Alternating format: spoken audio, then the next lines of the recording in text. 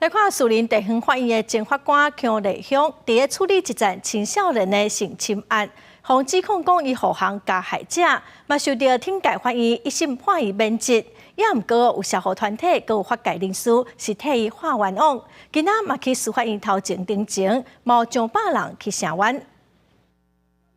保护好法官！会面内底规帮人聚集伫司法院。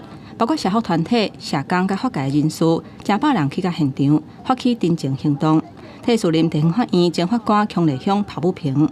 他到底符不符合比例原则？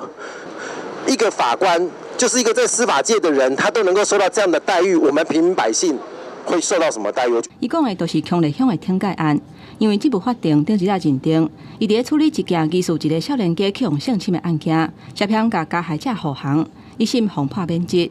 不过，相关团体认为讲，这个处分伤过酷刑，连伊的同事亲家50嘛出面替伊讲话。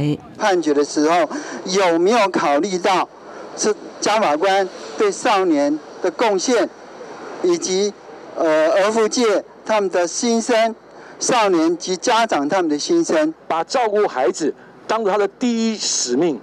一个法官将近当了30年、26年的少年法庭法官，每一年。